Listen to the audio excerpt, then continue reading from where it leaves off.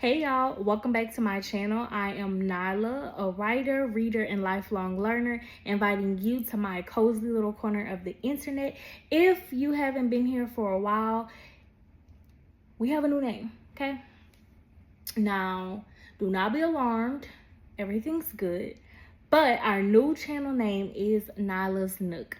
Here we will be talking about books, all things storytelling, pretty much all things English, and personal growth. If you are looking to write your own story, share the process with me as I'm writing my own stories, or if you just want a recommendation for a good book, this is the channel for you. Please like, subscribe, and share. And yeah, we're gonna get into today's video. All right, y'all, so the book that we are reviewing, that I am reviewing today, is Into the Arms of a Real One by D'Andrea. Okay, I wish there was a, can I put this like behind me so that you can see? Can you see? Is it too, you know what, we just gonna let it, you know what, I wonder if I could put it right here.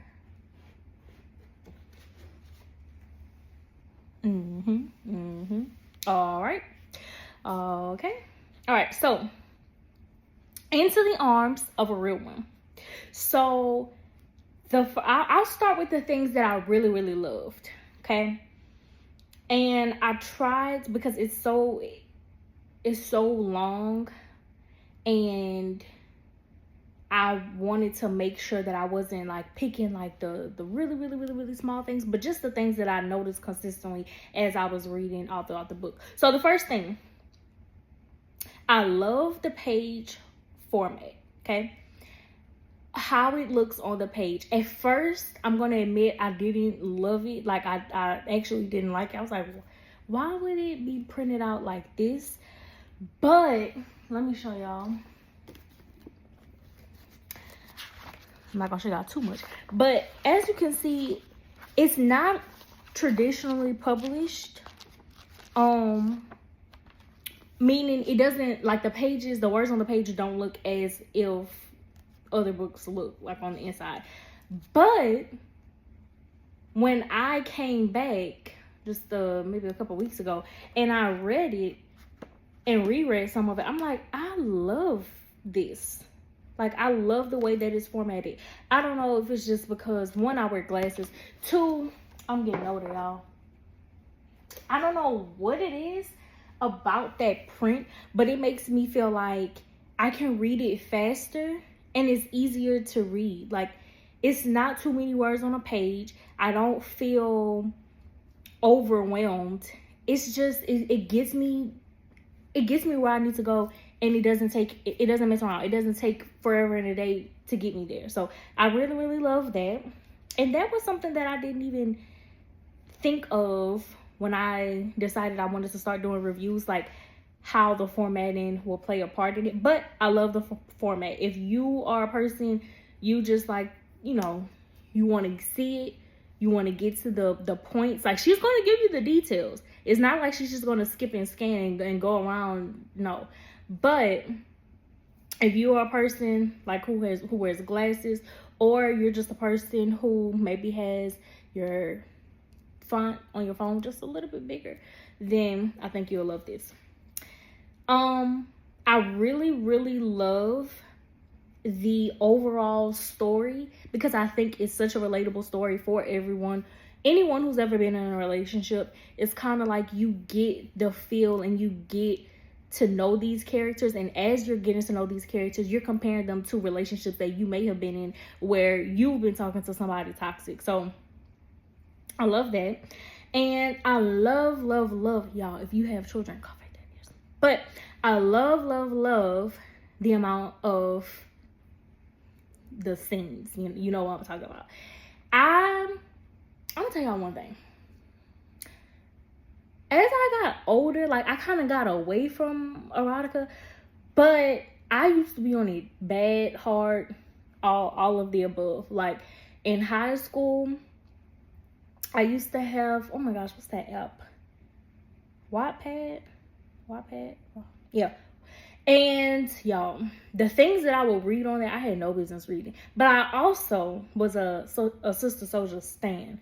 So if you ever read Sister Soldier, then you know, okay, it gets said, it gets done. And I've always kind of been like the girl who I've enjoyed it, but there's a sweet spot for me. Like, I don't want it to be, I'm not too much of a fade to black kind of person, because I just feel like it's kind of disappointing. But I'm also not like, I don't want to see it on every page. Like, can we get a little bit of the story? Can we get some dialogue going? Like, why is the main setting in the bedroom?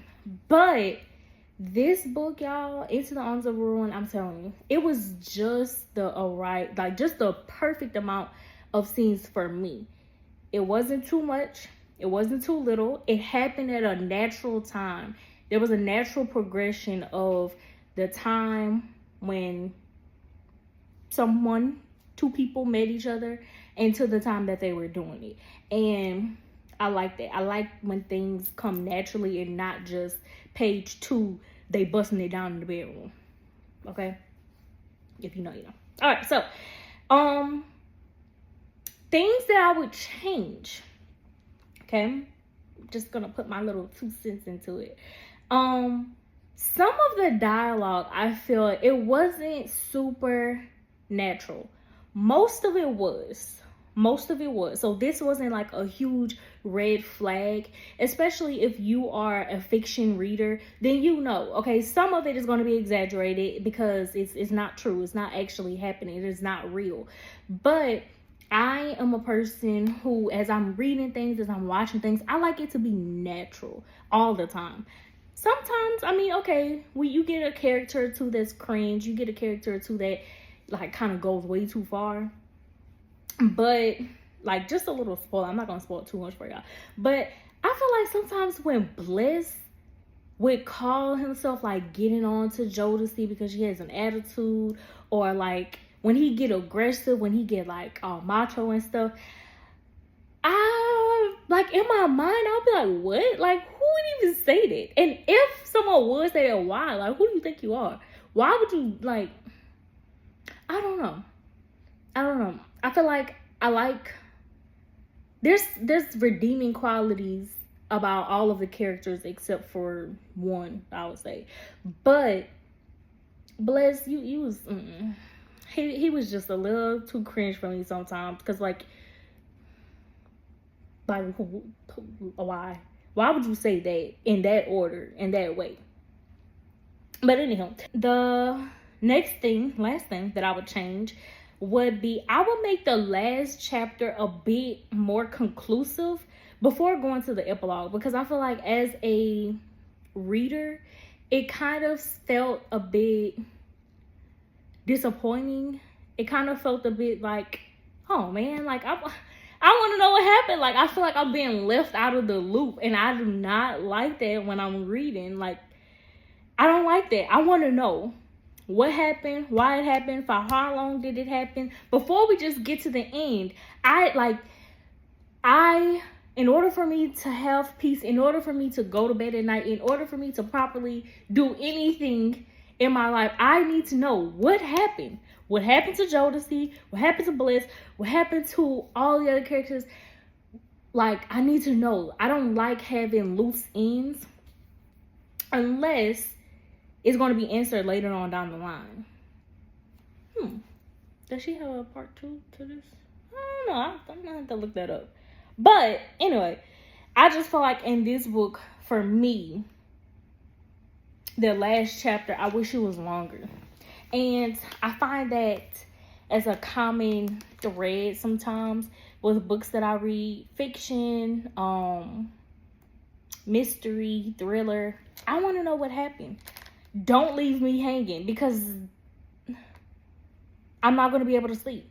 Like, my entire livelihood is going to depend on what happens, when it happens, why does it happen, and how long it takes to happen. Like, I need to know these things. These aren't things that you can just, like, you can't give me a great book and then say the end on the last page. To be continued. Like, what? What do you mean? What happened? I really, really, really need to know. But those were the main things. Like I said, it's a fairly big book. I didn't count the pages, and there aren't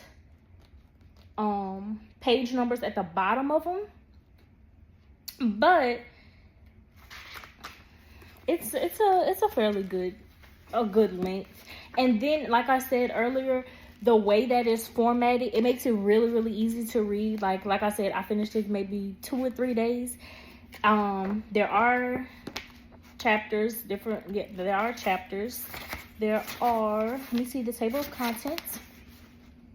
44 chapters, then the epilogue, and then she had to connect with me about information about her Facebook group, her Facebook page, her Instagram, and then something that I haven't really found that I really, really love. I should have added this as a thing that I love too. I love the playlist that she provides at the end of the book. So that if you have Spotify, she has, you know, a playlist that I guess you're supposed to read with it or afterward, or a playlist that it was inspired by, whatever. Overall, I'm not going to rate it a number because I just find that it's too hard to do. But I really enjoyed this book. I thought that it was very refreshing, especially given my history of loving erotica books. It was refreshing to go back into it with a nice balance. Like, was there some cursing in it? Yes. It wasn't too much. It wasn't every single sentence, every single line, every single page. I love that it was like, it was just a perfect amount of ratchet. Like, it wasn't all the way there, but it was borderline. So it's refreshing coming back from, I had a hiatus of just reading whenever I'm able to, whenever we have breaks at school, to being able to get this book read and just enjoying it. I really do like this book. And like I said, I'll tag all her information below. But yeah, I know she has a lot of other books, so I suggest, you know, getting, oh, I can see my phone. I really do suggest getting this book. I liked it. I enjoyed it. If you're a recovering erotica fan, this is for you. Thank you so much for watching this video. I pray that you enjoyed it. I pray that you will be back, because I will be doing more reviews. I love you, love you, love you. God loves you more.